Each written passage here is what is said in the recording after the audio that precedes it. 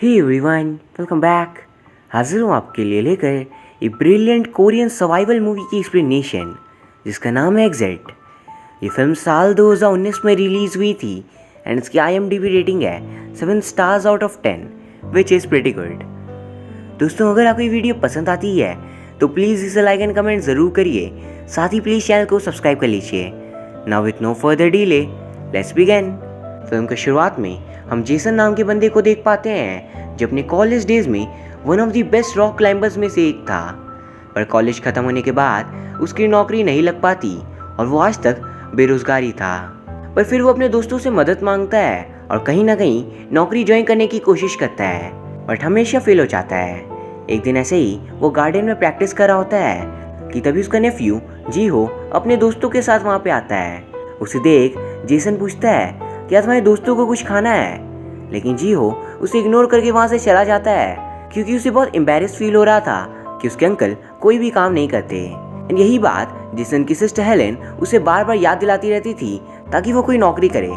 फिर कुछ दिनों बाद उनकी मदर का 70th बर्थडे आने वाला था एंड हेलेन इस बात पे जेसन से कहती है कम से कम इस खास दिन के लिए तुम अच्छे से तैयार हो जाओ वरना हमारी और बेइज्जती होगी। फिर जेसन सबसे जिद करके अपनी मदर के बर्थडे पार्टी के लिए उन्हें क्लाउड गार्डन होटल ले जाता है जो उनके घर से काफ़ी ज़्यादा दूर था। दरअसल कॉलेज के दिनों में जेसन रॉक क्लाइंबिंग करता था एंड वहाँ पे उसे एक एली नाम की लड़की बहुत पसंद थी और उसे हाल ही में पता चला था कि वो लड़की क्लाउड गार्डन होटल में काम करती है एंड वहाँ वो उसे इम्प्रेस करना चाहता था। फिर पार्टी में पहुँचकर कुछ देर बाद बीच में ही एली की नज़र जेसन में पड़ती है और जेसन उसे देख ऐसे प्रिटेंड करता है मानो एली को देख वो काफ़ी ज़्यादा हैरान हो। इवन वो उस पर इम्प्रेशन जमाने के लिए उसे झूठ कह देता है कि वो एक कंपनी में डिपार्टमेंट हेड है एंड ये सुन एली बहुत हैरान थी। फिर हमें पता चलता है काफ़ी सालों पहले जेसन ने एली को प्रपोज किया था पर एली उसे फ्रेंड जोन कर देती है और उसके बाद वो दोनों दोबारा कभी नहीं मिलते। फिर एली से बातें कर जेसन पार्टी में वापस चला आता है। वहीं दूसरी तरफ होटल मैनेजर एली को अकेले पकड़ कर कहते हैं मैं तुमसे बहुत प्यार करता हूँ तो तुम मेरे प्यार को एक्सेप्ट कब करोगी।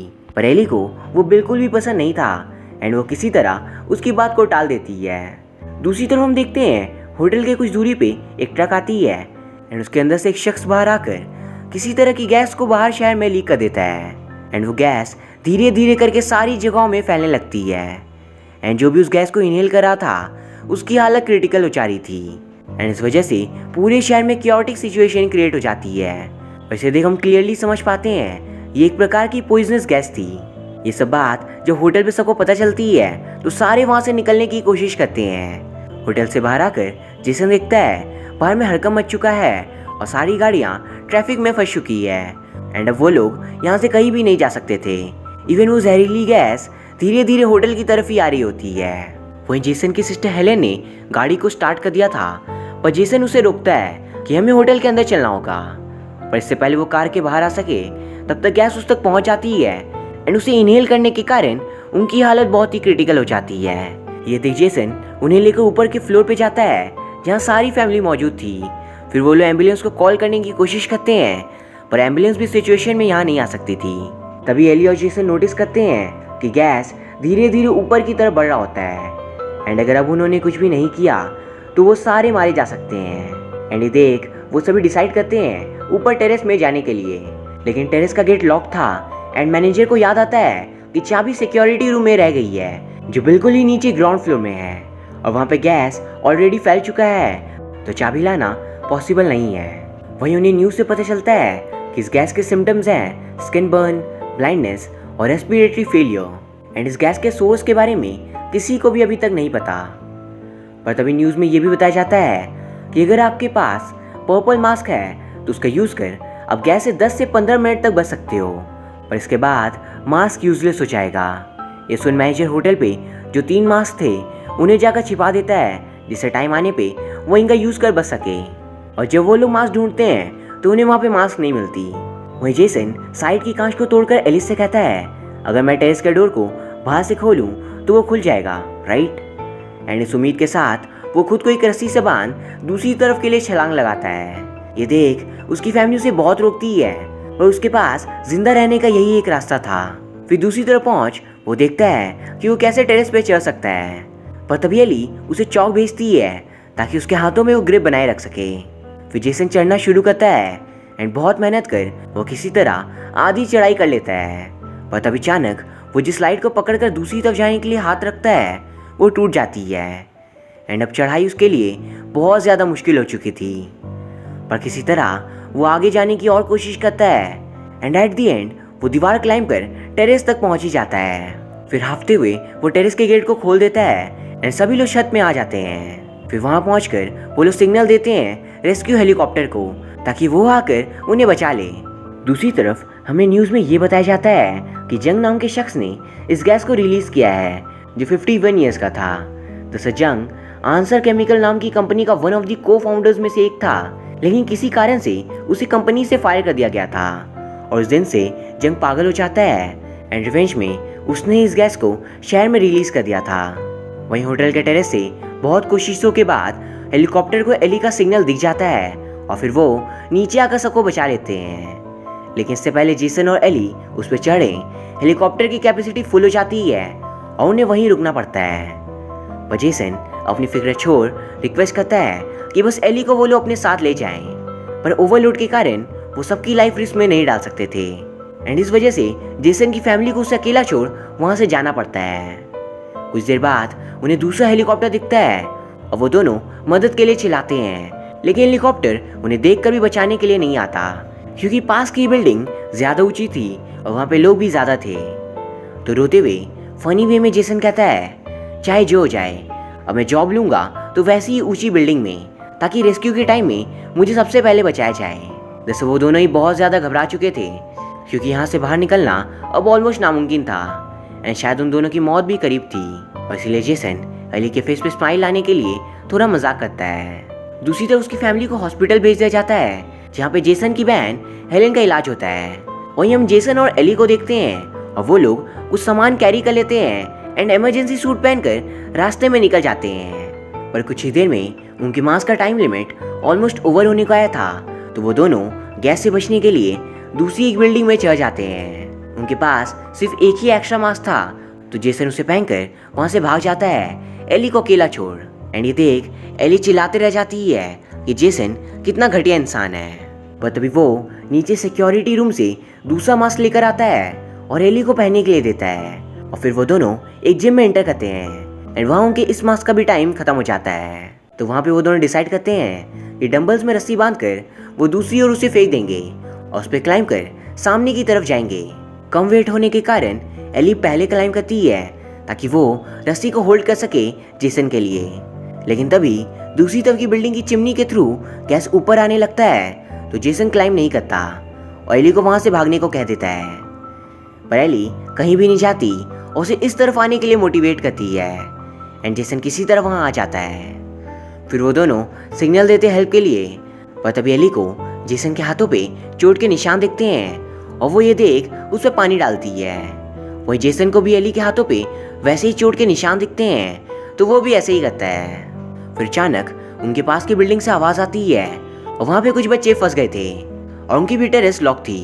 ये देख जेसन और एली बहुत घबरा जाते हैं कि वो सारे बच्चे गैस से मारे जाएंगे। दूसरी तरफ जेसन के डैड एक बंदे की हेल्प लेकर ड्रोन भिजवाते हैं जेसन को ढूंढने के लिए। वहीं एक हेलीकॉप्टर जेसन और एली की तरफ आ रहा था उन्हें बचाने। एली कहती है हमें उन बच्चों के लिए कुछ करना होगा और वो दोनों जमीन पे एरो बना देते हैं एंड रेस्क्यू टीम उन्हें छोड़ सामने बिल्डिंग के बच्चों को बचाने के लिए चली जाती है। ये देख जेसन और एली खुश भी थे और दुखी भी। खुशी की बात थी कि बच्चे रेस्क्यू हो गए और दुख की बात ये थी कि उन दोनों को बचाने अब कौन आएगा।